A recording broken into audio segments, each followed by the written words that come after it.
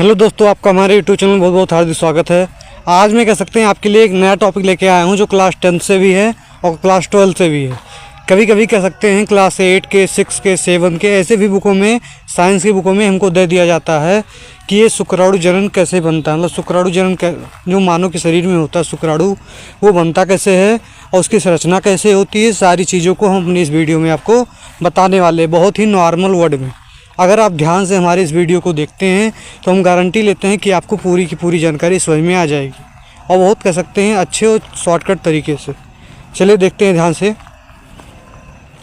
हमारे अगर 2 वीडियो को आप नहीं देखे हैं तो उसको कृपया करके देख लें, जिससे कह सकते हैं ये वीडियो आपको समझने में आसानी हो। तब भी हम पूरी कोशिश करेंगे कि आपको समझ में आ जाए। चलिए ध्यान से देखते हैं।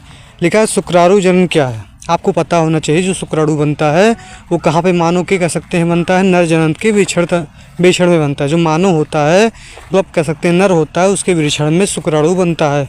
तो वही लिखा है वृषण में शुक्राणु जनन कोशिकाओं द्वारा शुक्राणु के निर्माण की प्रक्रिया को शुक्राणु जनन या शुक्र जनन कहते हैं। सीधा सा मतलब है कि जो नर का वृषण होता है उसी में शुक्राणु बनता है। तो वृषण में ही क्या होते हैं, शुक्र जनन कोशिकाएं होती हैं, उसी में शुक्राणु बनता है तथा इससे बनने की प्रक्रिया को ही शुक्राणु जनन या शुक्र जनन कहते हैं। क्लियर है?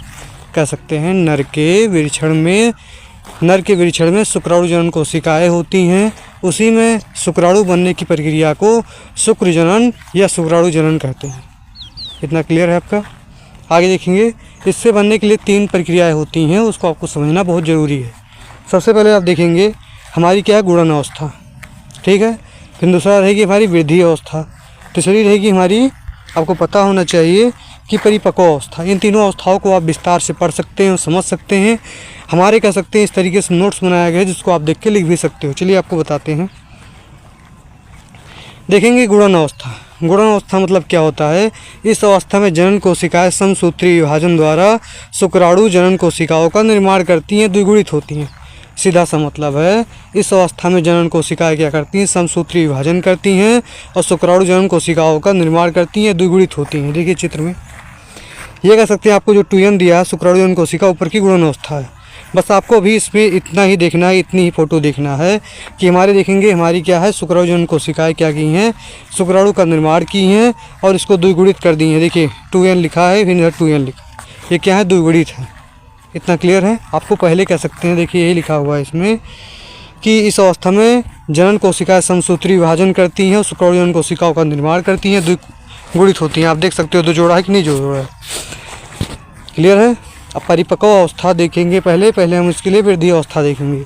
इसमें लिखा है इस अवस्था में शुक्राणु जनन कोशिकाएं पोषक पदार्थों का संचय करके अपने आकार में बड़ी हो जाती हैं तथा प्राथमिक शुक्र कोशिका के रूप में रूपांतरित हो जाती हैं। अब आपको इतना देखना है, इतना पॉइंट देखना है अभी। देखिए जो कह सकते हैं वृद्धि अवस्था में क्या होते हैं, शुक्राणु कोशिकाएं क्या करती हैं, पोषक पदार्थों को संचय करके अपने आकार को बड़े कर लेते हैं। देख सकते हो बड़ा है कि नहीं बड़ा है। ठीक है। और प्राथमिक शुक्र जनन कोशिका के रूप में परिवर्तित हो जाती हैं। इतना पॉइंट क्लियर है? अब अगला पॉइंट हमारा आता है परिपक्व अवस्था।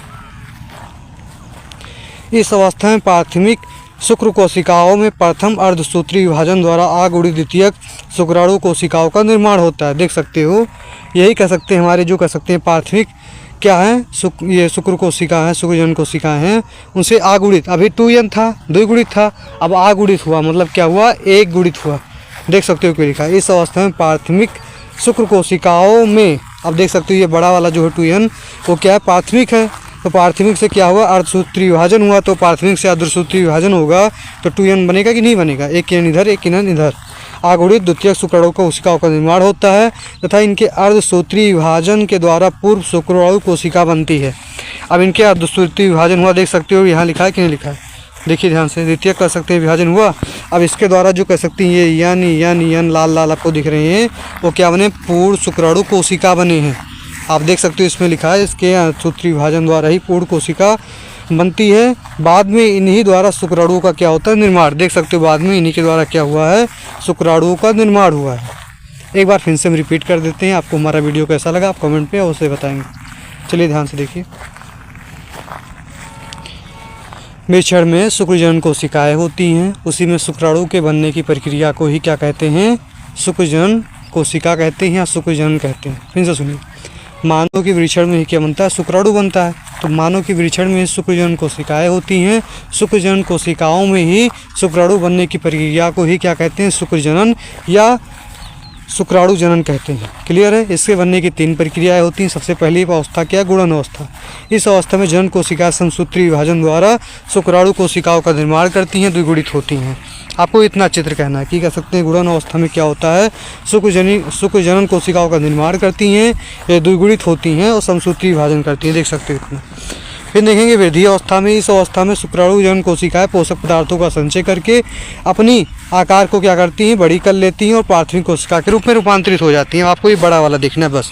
वृद्धि अवस्था में ये है कि पोषक पदार्थों को संचय कर ली और अपने आकार को बड़ी कर ली, इसी को प्राथमिक शुक्रजनन कोशिका कहते हैं।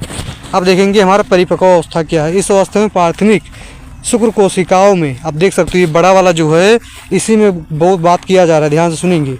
इस अवस्था में प्राथमिक शुक्र कोशिकाओं में प्रथम अर्धसूत्री विभाजन आगुणित द्वितीयक शुक्राणु का निर्माण होता है। देख सकते हो ये अर्धसूत्री विभाजन द्वितीयक शुक्राणु का निर्माण हुआ कि नहीं हुआ, आधा आधा हुआ है।